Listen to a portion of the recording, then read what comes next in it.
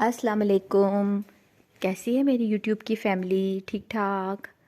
अच्छा जी, आप मुझे कमेंट में बताइएगा कि आप लोगों के पास वेदर कैसा है, क्योंकि हमारी तरफ काफ़ी मौसम चेंज हो चुका है। सुबह में सर्दी होती है, दोपहर में फिर गर्मी हो जाती है और रात को अगेन सर्दी होती है।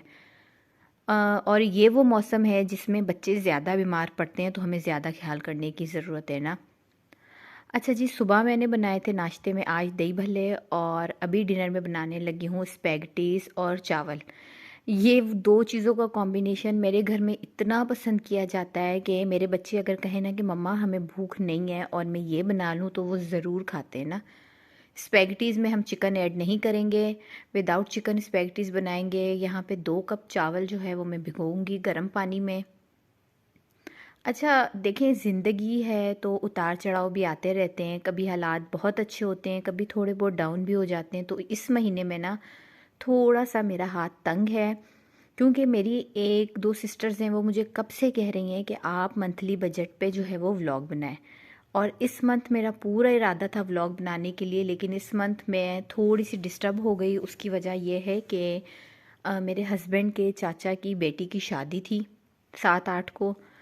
और आप समझ सकते हैं ये बहुत ही करीबी रिश्ते हो गए, आपके चाचा हो गए, मामू हो गए, तो ज़ाहिर-सी बात है देना लेना भी पड़ता है ना। तो वहाँ पे हमने कुछ दिया लिया। उसके बाद अलीना 9th में है और इनके बोर्ड के एग्ज़ाम्स होने वाले हैं। तो अगर आपके बच्चे भी प्राइवेट स्कूलों में पढ़ते हैं तो आपको पता है कि बोर्ड की अलग से फ़ीस देनी पड़ती है। तो तकरीबन 4,000 पे जो है मैंने वो पे की।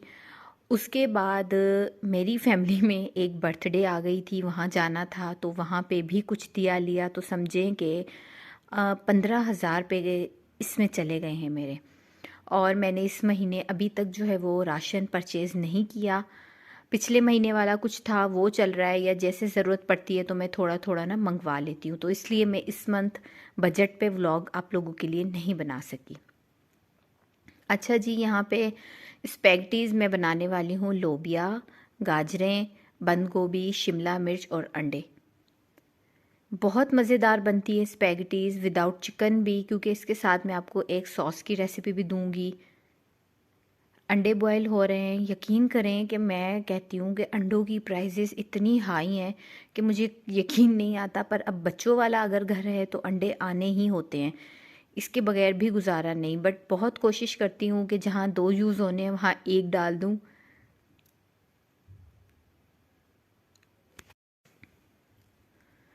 वेदर चेंज हो रहा है तो साथ ही गर्मियों के कपड़ों की भी तैयारी आहिस्ता आहिस्ता करनी है, क्योंकि अल्हम्दुलिल्लाह मार्च में जो है वो रमज़ान आ रहा है। अच्छा, हम जो लोग सिंध में रहते हैं, जितने भी मेरी सिस्टर्स मुझे देख रही हैं जो लोग सिंध से बिलोंग करती हैं, वो ये चीज़ समझेंगी कि हमारे पास सिर्फ 2 से 3 महीने सर्दी होती है, बाकी 8-9 महीने जो हैं हमारे पास गर्मी होती है। तो इसलिए मैं सर्दियों के ज़्यादा कपड़े नहीं बनाती। इस सीज़न में तो ये समझें कि मैंने ना होने के बराबर कपड़े पहनाए बनाए हैं। ये जो अलीना ने ड्रेस पहना हुआ है, एक ड्रेस ये, और एक और आई थिंक बच्चों को 2-2 ड्रेसेस से ज़्यादा मैंने नहीं लेके दिए ना। क्योंकि देखें वही 2-3 महीने गुज़र जाते हैं। हुडीज़ थी बच्चों की, अपर्स से ज़्यादा ज़रूरत पड़ती है गर्मियों में। यहाँ पे स्पैगेटीज़ बॉयल हो गई, और स्पैगेटीज़ को बॉयल करने के बाद फ़ौरन ठंडा पानी डाल देते हैं, वरना जो है ना ये चिपक जाती हैं एक दूसरे के साथ। चावल अलीना ने बनाने थे तो उन्होंने चावल बना लिए।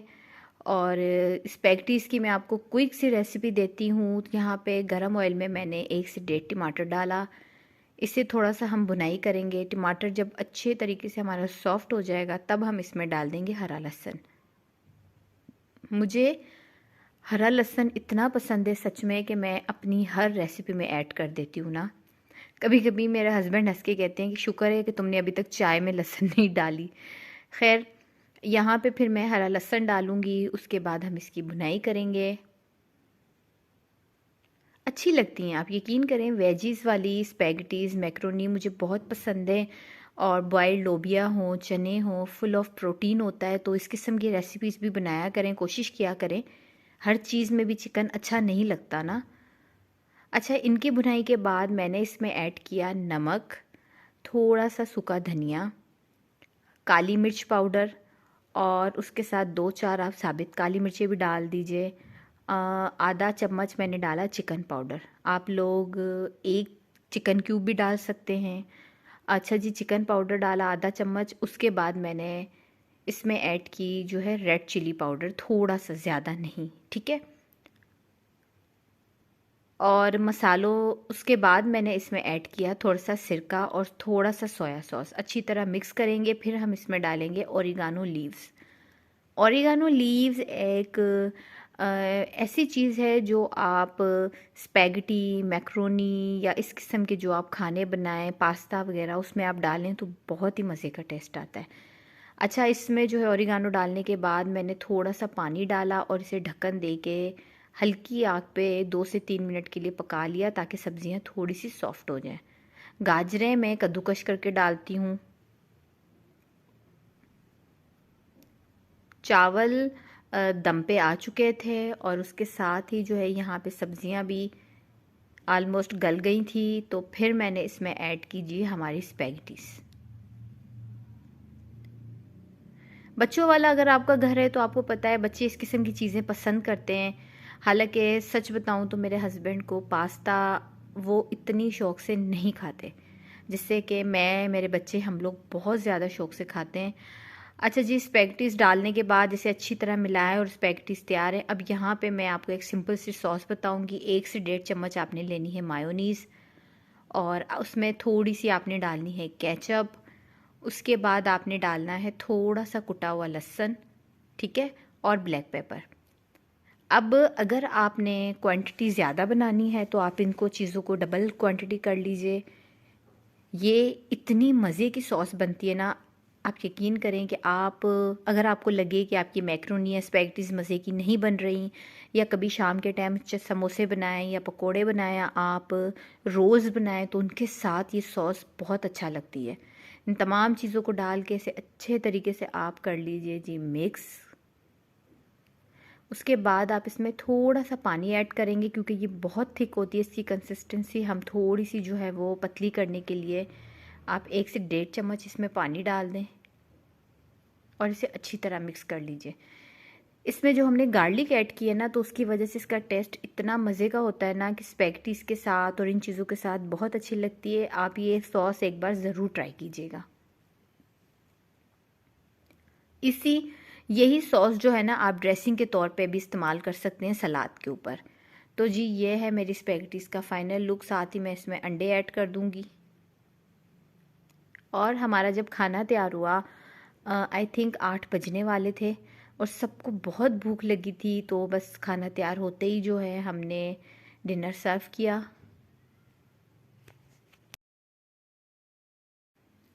शामी बना के रखने का एक फ़ायदा ये भी होता है कि अगर घर में कोई एक ऐसा बंदा है कि जिसे आपने जो बनाया उसने नहीं खाना, तो आप शामी फ्राई कर सकते हैं। इससे बड़ा फ़ायदा हो जाता है कि एक्स्ट्रा कुछ नहीं बनाना पड़ता ना।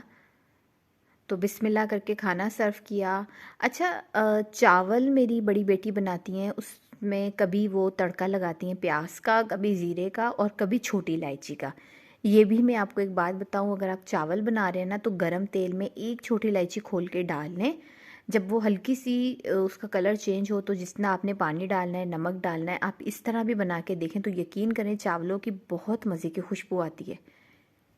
बिस्मिल्लाहिर्रहमानिर्रहीम पढ़ के मैंने खाना सर्व किया। सबसे पहले खाना, जाहिर सी बात है, मैं अपने हस्बैंड को देती हूँ। उसके बाद बारी आती है जनाब बच्चों की।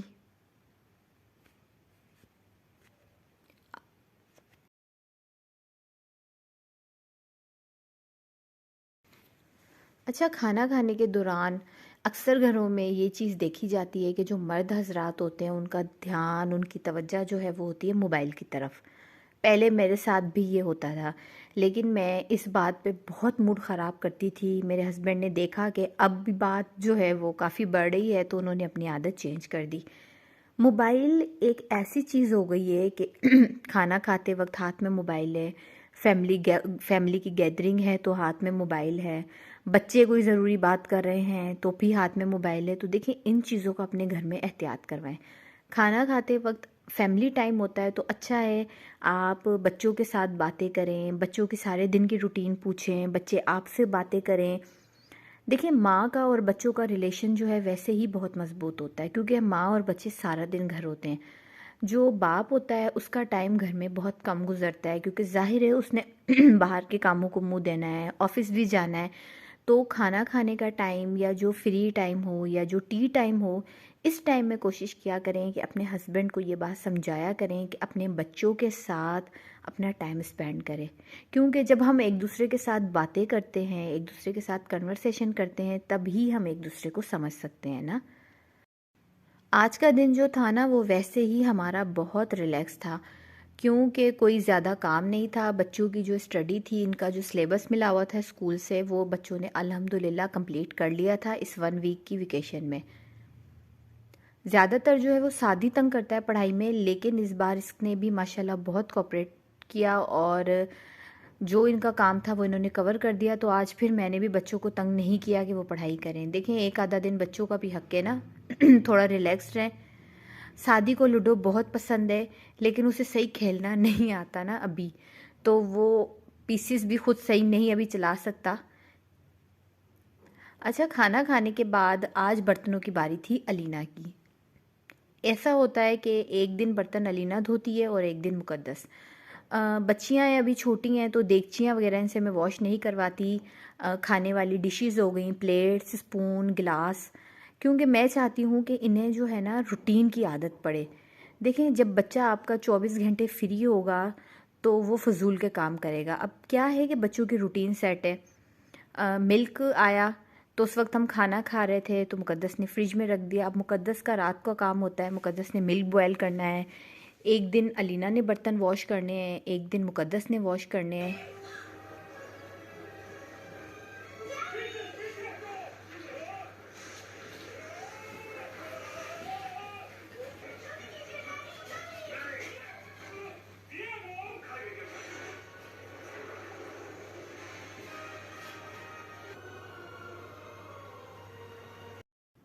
अच्छा जी, 10 बज रहे थे, बच्चे मूवी देख रहे थे और उन्हें दोबारा लगी भूख।